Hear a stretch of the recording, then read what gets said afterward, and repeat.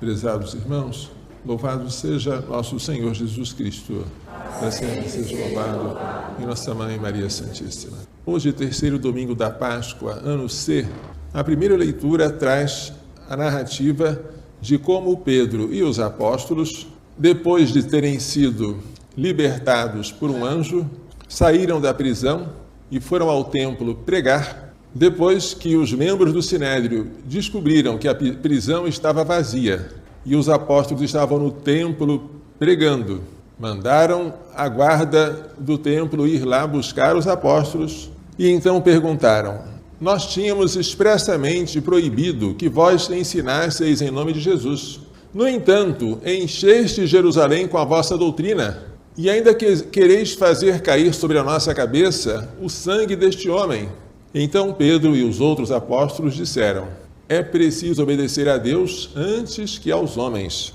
O Deus de nossos pais, dos nossos antepassados, ressuscitou Jesus, a quem vós matastes, pregando-o numa cruz. Veja quanta coragem de Pedro e dos apóstolos. Deus, por seu poder, o exaltou e tornou-o guia supremo e salvador, para dar ao povo de Israel a conversão e o perdão dos pecados. E disso nós somos testemunhas, nós e o Espírito Santo, que Deus concedeu àqueles que lhe obedecem. Na lei de Moisés, só era admissível o testemunho de duas pessoas. Aqui, os apóstolos são a primeira testemunha. A segunda testemunha é o Espírito Santo. Quando os membros do Sinédrio ouviram isso, ficaram com uma raiva tão grande que decidiram matá-los. E só não os mataram porque apareceu lá no meio do Sinédrio um fariseu chamado Gamaliel, que acalmou a situação. Ele mandou que os acusados se retirassem e disse aos seus colegas: cuidado com aquilo que vós ides fazer com esses homens. Não vos importeis com eles, porque se aquilo que eles querem é dos homens, vai se desfazer por si só. Mas se aquilo que eles estão fazendo é de Deus, nenhum de nós poderá impedir. E não aconteça que nós estejamos fazendo guerra contra Deus. O parecer de Gamaliel foi aceito pelos seus colegas. Então eles resolveram soltar os apóstolos, mas antes mandaram açoitá-los com varas. Mas aquele açoite trouxe a eles alegria. Eles saíram do Sinédrio muito contentes por terem sido considerados dignos de sofrer injúrias por causa do nome de Jesus. Assim, os apóstolos estão com intrepidez, com coragem, com destemor, anunciando que Jesus ressuscitou, que não há salvação em outro nome a não ser o nome de Jesus, e que é Ele que veio trazer para o povo de Israel a conversão e o perdão dos pecados. O Salmo 29 fala da libertação e da gratidão a Deus por ter libertado. Pode se aplicar a Jesus, que foi liberto da morte, pode se aplicar aos apóstolos libertos da prisão e libertos também de serem condenados à morte neste episódio. A segunda leitura traz um pedacinho do capítulo 5 do Apocalipse. O Apocalipse, no capítulo 4, trata da visão de Deus Pai. Nunca se diz o nome dele. Diz-se aquele que está sentado no trono. No capítulo 5, fala-se da visão de Deus Filho, apresentado como o Cordeiro que foi imolado, mas está de pé. A esse Cordeiro é prestada adoração universal. Milhares de milhares, miríades de miríades de anjos o rodeiam para adorá-lo. E dizem em alta voz: o Cordeiro imolado é digno de receber o poder, a riqueza, a sabedoria, a força, a honra, a glória e o louvor. Ou seja, tudo aquilo que se faz a Deus, faz-se agora ao Cordeiro. O Cordeiro é adorado junto com aquele que está sentado no trono, porque ele participa da mesma divindade. Ele é Deus de Deus, luz de luz, Deus verdadeiro de Deus verdadeiro, gerado, não criado, consubstancial ao Pai, como nós recitamos no Credo. Depois, não apenas os anjos, mas as outras criaturas, as que estão no céu, na terra, debaixo da terra, no mar, tudo que existe, diz ao que está sentado no trono, ou seja, ao Pai, e ao Cordeiro, ou seja, ao Filho, o louvor, a honra, a glória e o poder para sempre. E os 4 seres vivos que aparecem representando provavelmente as forças da natureza respondem amém. E os 24 anciãos que representam provavelmente a humanidade se prostram em adoração diante daquele que vive para sempre. É uma liturgia do céu, da qual a nossa é uma imitação e uma participação. Enquanto nós estamos aqui glorificando a Deus, oferecendo a Ele o corpo e o sangue do seu Filho, lá no céu, os anjos estão glorificando a Deus por isso. O sacrifício da Santa Missa, ele tem repercussão em todo o universo, porque até as criaturas inanimadas estão ansiosas por receberem a revelação da glória dos filhos de Deus. A criação toda geme e sofre as dores do parto, porque a criação foi atingida pelo pecado original, foi atingida pela redenção de Cristo e espera que esta redenção seja consumada com a ressurreição, quando ela ficará livre da corrupção para participar da liberdade e da glória dos filhos de Deus. Aqui se vê como o Cordeiro imolado, mas ressuscitado, recebe agora toda a glória. Ele é sobejamente recompensado pela sua morte e pela sua humilhação na cruz. O Evangelho narra hoje, segundo São João, a 3ª aparição de Jesus após a sua ressurreição. Ela se deu à beira do mar de Tiberíades, diante de 7 apóstolos. Um deles era Simão. E Simão, estranhamente, diz: eu vou pescar. É estranho, porque Simão e seu irmão André haviam deixado a sua barca para serem pescadores não de peixes, mas de homens. Vinde após mim, e eu vos farei pescadores de homens. E Pedro e André deixaram a barca, deixaram as redes, deixaram a sua profissão para seguir Jesus. Há um barco esquecido na praia, já não leva ninguém a pescar.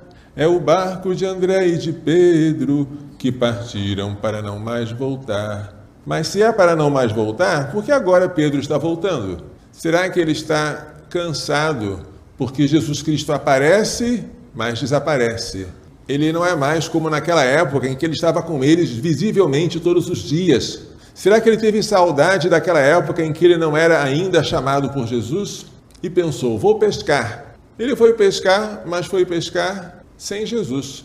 Os discípulos o acompanharam na pescaria, mas foi um fracasso. De manhãzinha não tinha pescado nada. E Jesus aparece, mas eles não reconhecem, perguntando se há alguma coisa para comer. Não. Lançai a rede do lado direito e apanhareis. E quando lançam a rede do lado direito, a quantidade de peixes é tão grande que não conseguem arrastar a rede. Mas o primeiro a reconhecer quem é aquele personagem misterioso que está à beira do lago não é Pedro, é João, o discípulo amado. Ele grita: é o Senhor! Mas Pedro, que é o mais impetuoso, e nisso ele é incorrigível, ele se atira no mar até Jesus. Chegando à praia, ele vê que Jesus havia preparado brasas acesas com peixe em cima e pão, uma refeição. Mas Jesus não se contenta com o que ele preparou. Ele diz: trazei alguns dos peixes que vós apanhastes. Jesus não dispensa a nossa cooperação. Na Santa Missa, nós oferecemos o vinho que vai se tornar o sangue do Senhor. Mas antes da consagração misturamos a gotinha de água, representando todos nós, que vamos nos misturar com Cristo para sermos uma oferenda agradável ao Pai. Nós pedimos ao Pai que nos faça participar da divindade de Cristo, que se dignou a assumir a nossa humanidade. Pedro então sobe ao barco e arrasta a rede para a terra, cheia de 153 grandes peixes. E apesar de serem tantos, a rede não se rompeu. É uma superabundância que lembra a multiplicação dos pães, que lembra os 600 litros de vinho excelente nas bodas de Caná. E apesar de serem tantos, a rede não se rompeu. Jesus disse-lhes: vinde comer, é uma refeição. Nenhum dos discípulos agora se atreve a perguntar: quem és tu? Porque todos sabem, é o Senhor. Cumpriu-se o que Jesus havia prometido na última ceia. Vós agora estáis tristes, mas eu voltarei a ver-vos, e o vosso coração se alegrará. e ninguém poderá tirar a vossa alegria. Naquele dia nada me perguntareis. Chegou esse dia. Jesus voltou a ver-vos, o coração deles se alegrou, ninguém podia tirar a alegria do coração deles, e naquele dia ninguém pergunta nada. Todos sabem, ele é o Senhor. Então Jesus, depois de comer com eles, pergunta a Simão Pedro, solenemente: Simão, filho de Jonas, ou João, segundo a tradução. Simão, filho de Jonas, amas-me mais do que estes? É uma pergunta difícil. Como é que Pedro ia dizer que ama Jesus mais do que os outros apóstolos? Quem conhece o coração dos outros para dizer eu amo mais do que eles? Mas Jesus fez a pergunta não à toa. Por que Pedro deveria amar mais do que os outros? Porque Pedro seria o chefe. E os chefes têm que amar mais. Na família, quem tem maior dever de amor, o pai ou a mãe? A resposta é óbvia. Eu não estou perguntando quem ama mais. Quem tem o dever de amar mais? É o pai, claro. Ele é a cabeça. A cabeça tem o dever de amar por si e por aqueles que ele está governando. Ser chefe não é uma vantagem, é um serviço. Aqui está o nosso chefe pregado na cruz. É assim que São Paulo diz que os maridos devem amar as suas esposas, dando a vida por elas, como Cristo deu a sua vida por nós. Portanto, como São Pedro estava para ser investido da mais alta dignidade, que era de chefe dos apóstolos e chefe de toda a igreja, ele precisava amar mais. Mas Pedro entende que a coisa é séria. Tu sabes que eu te amo. Ele não ousa dizer, eu amo mais do que os outros. Jesus diz, então, apacenta os meus cordeiros. Pela segunda vez, Simão, filho de Jonas, tu me amas? Sim, Senhor, tu sabes que eu te amo. Apacenta as minhas ovelhas. Terceira vez, Simão, filho de Jonas, tu me amas? Pedro ficou triste, porque se lembrou da sua tríplice negação. Não conheço este homem. Então ele disse, Senhor, tu sabes tudo, tu sabes que eu te amo. Apacenta as minhas ovelhas. 3 vezes é uma investidura solene de Pedro na qualidade de chefe da igreja. Jesus havia dito que sobre esta pedra, que é Pedro, ele edificaria a sua igreja. Disse que ele daria a Pedro a chave dos reinos dos céus, mas o verbo ainda estava no futuro. Agora é presente. Agora Jesus entrega a Pedro os poderes prometidos, mas com uma condição, que Pedro ame, e que Pedro ame mais do que os outros. De fato, Pedro vai ter que provar o seu amor pela sua morte cruenta. Em verdade, eu te digo, quando tu eras jovem, tu te cingias e ias para onde querias. Cingir é amarrar um cinto ou uma corda na cintura. O ato de cingir-se serve para levantar um pouquinho a túnica e desembaraçar o passo. Se você não se cingir, você corre o risco de tropeçar na túnica. Então, quando você tem os rins cingidos, você está pronto para a viagem. Quando tu eras jovem, tu te cingias e ias para onde querias. Quando tu fores velho, um outro te cingirá, um outro vai te amarrar e vai te levar para onde não queres. E Jesus falou isso para dizer com que tipo de morte Pedro daria glória a Deus, que era o martírio. Pedro iria morrer em Roma, crucificado, de cabeça para baixo. A crucifixão já é humilhante.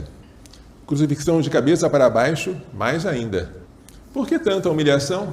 Porque ele é o primeiro, porque ele é o chefe. Isso para os chefes tremerem.